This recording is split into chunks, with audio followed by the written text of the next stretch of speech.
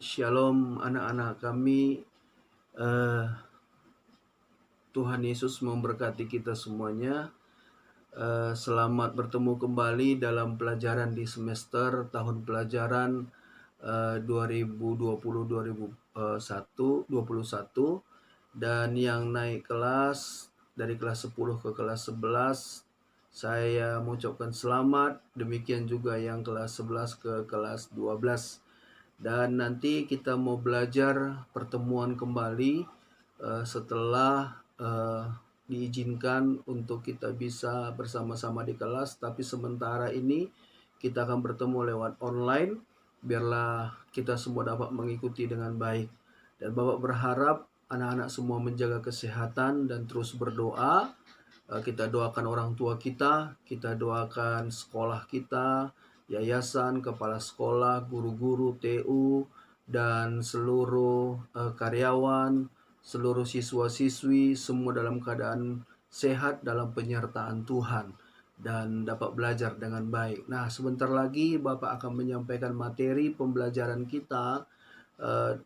Jadi Bapak berharap anak-anak semuanya dapat belajar bersama dengan Bapak dalam menyampaikan materi dan mengikuti dengan baik PowerPoint yang Bapak mau sampaikan. Dan nanti Bapak berharap tugas-tugasnya dapat langsung dikirimkan hari ini juga, supaya Bapak bisa masukkan ke buku nilai anak-anak dalam tugas pertama kita hari ini. Tuhan Yesus memberkati, dan inilah pembelajaran kita. Silahkan mengikuti dengan baik. Shalom anak-anak Tuhan yang diberkati oleh Tuhan.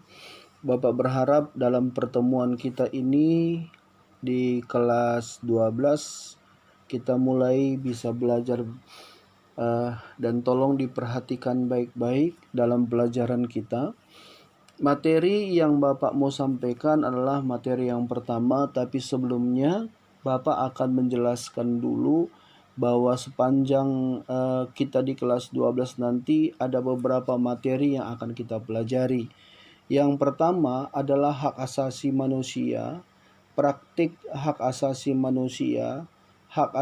manusia dalam perspektif Alkitab, sikap gereja terhadap hak asasi manusia di Indonesia, multikulturalisme gereja dan multikulturalisme, hidup bersama dengan orang yang berbeda iman, demokrasi dan perspektif Alkitab, praktik demokrasi di Indonesia, sikap gereja terhadap demokrasi di Indonesia, damai sejahtera menurut Alkitab, kabar baik di tengah kehidupan bangsa dan negara menjadi pelaku kasih dan perdamaian.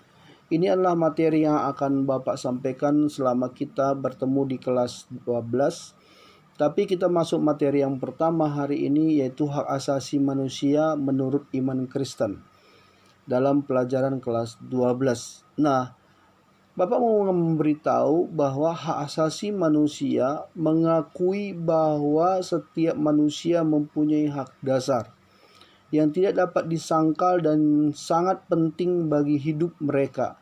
Hak itu sudah ada sejak manusia dilahirkan, bahkan sejak ia masih ada di dalam kandungan.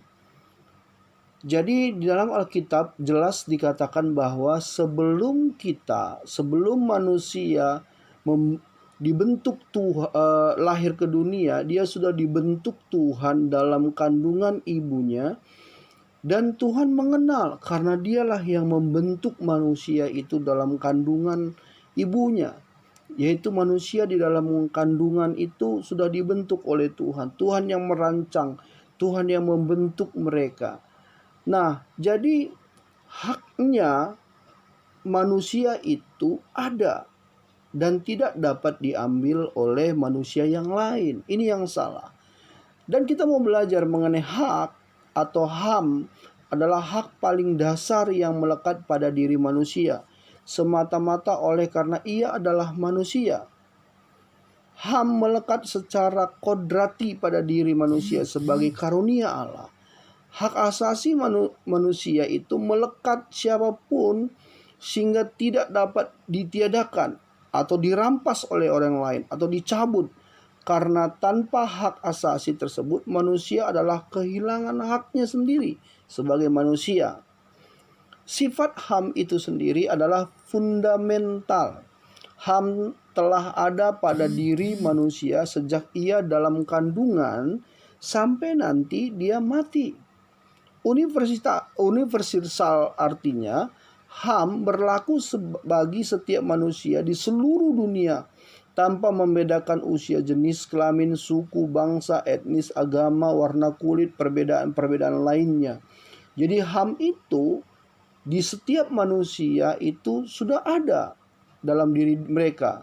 Cakupan HAM itu baik hak warga negara, hak politik, hak ekonomi sosial, hak golongan minoritas, hak itu melekat dalam diri mereka semuanya, dalam diri manusia maksud Bapak.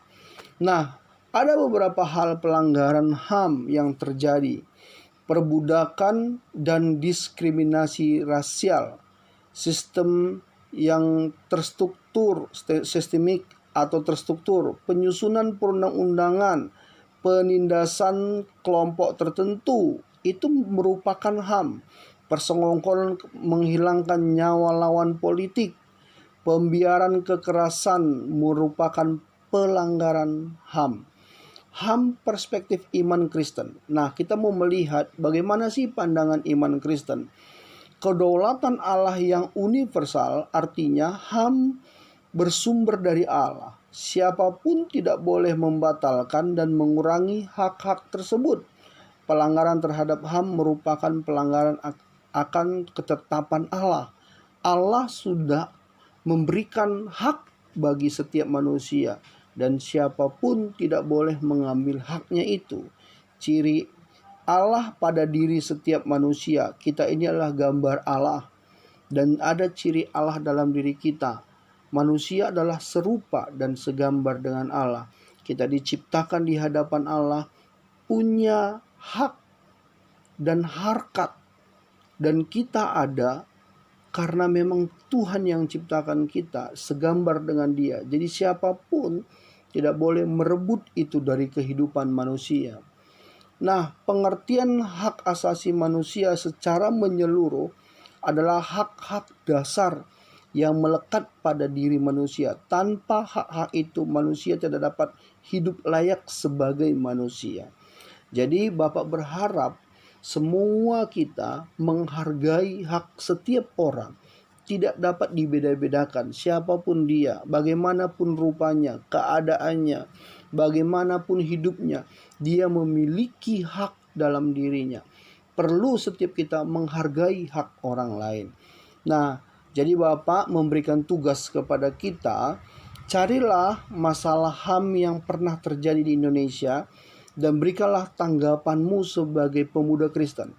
Jadi anak-anak nanti cari di internet dimanapun itu, di Google atau dimanapun itu, dan di buku-buku boleh difoto dan berikan tanggapan.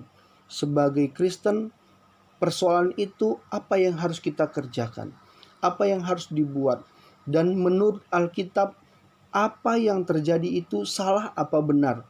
Itu merupakan tanggapan dan boleh dikirimkan ke WA grup kita Agama Kristen, dan boleh juga tulisan itu difoto atau dibuat video dan membicarakan mengenai kejadiannya dan bagaimana tanggapan sebagai pemuda Kristen. Boleh divideokan, kirim ke Bapak hari ini.